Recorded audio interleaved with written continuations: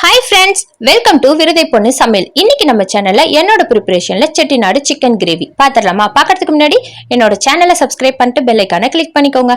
கூடவே ஆல் பட்டனை கொடுத்துருங்க. அப்பதான் நான் போடுற வீடியோ உங்களுக்கு உடனே நோட்டிபிகேஷன்ல வரும். என் வீடியோலாம் உங்களுக்கு யூஸ்ஃபுல்லா இருந்துச்சுன்னா ஃப்ரெண்ட்ஸ் அண்ட் ஃபேமிலியோட ஷேர் பண்ணிக்கோங்க. இப்போ வாங்க வீடியோக்குள்ள போயிடலாம். இந்த கிரேவிக்கு சுவையை கூட்டுறதுக்கு ஒரு பர்ஃபெக்ட் மசாலா நம்ம ரெடி பண்ண போறோங்க. தேவையான பொருள் 3 ஸ்பூன் தனியா, 6 காஞ்ச மிளகாய், 1 ஸ்பூன் அளவுக்கு ஜீரகம், 1 ஸ்பூன் மிளகு, 1 ஸ்பூன் சோம்பு, 1 அன்னாச்சி பூ,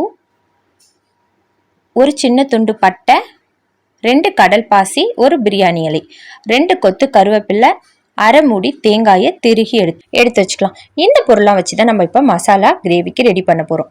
இப்போ தாளிக்கிறதுக்காக ஒரு 150 கிராம் அளவுக்கு சின்ன வெங்காயத்தை நீல வாக்கில் கட் பண்ணி வச்சுருக்கேன். 3 தக்காளி பழத்தை கட் பண்ணி வச்சுருக்கேன். 1 கிலோ சிக்கனை க்ளீன் பண்ணி எடுத்து வச்சுருக்கேன். நம்ம இப்போ அடுப்பில் சட்டியை வச்சு கொஞ்சம் எண்ணெய் சேர்த்துக்கலாம். இப்போ நம்ம எண்ணெய் காஞ்சதுக்கப்புறம் எடுத்து வச்சுருந்த தனியாவும் மிளகாயும் சேர்த்து வறுத்து விட்டுடலாம். கூடவே நம்ம எடுத்து வச்சுருந்த மசாலா பொருளையும் சேர்த்து வறுத்துக்கலாம். பொன்வறுகளாக வறுத்துடுங்க. அடுப்பை சிம்மில் வச்சுடுங்க. மிளகாலாம் கலர் சேஞ்ச் ஆகுற வரைக்கும் நம்ம வறுத்துடலாம். கூடவே நம்ம எடுத்து வச்சிருந்த கருவேப்பிலை தேங்காவையும் சேர்த்துக்கலாம்.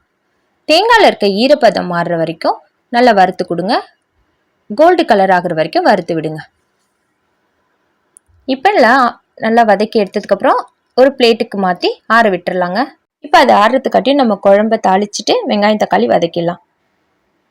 இப்போ சட்டியில் கொஞ்சம் எண்ணெய் சேர்த்துருக்கேன். ஒரு பட்டை, ஒரு ஸ்டார் அணைச்சி, ஒரு லவங்கம் சேர்த்து தாளிப்பு கொடுத்துட்டேன்.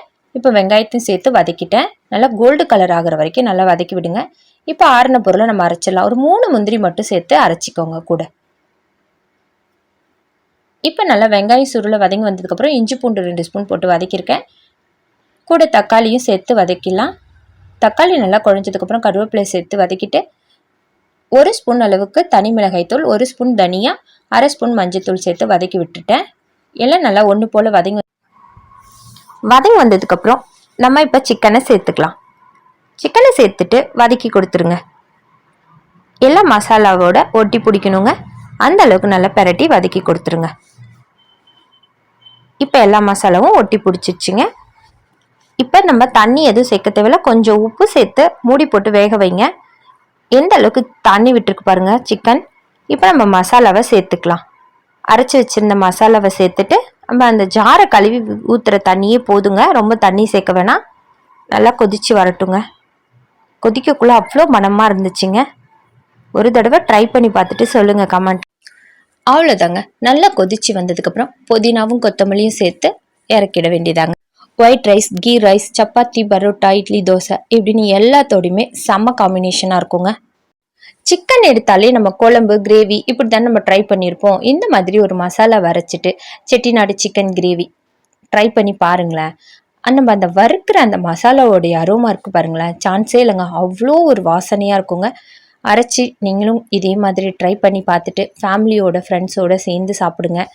நோயற்ற வாழ்வே குறைவற்ற செல்வம். ஓகேங்க, தேங்க்ஸ் ஃபார் வாட்சிங். Support my சேனலுங்க.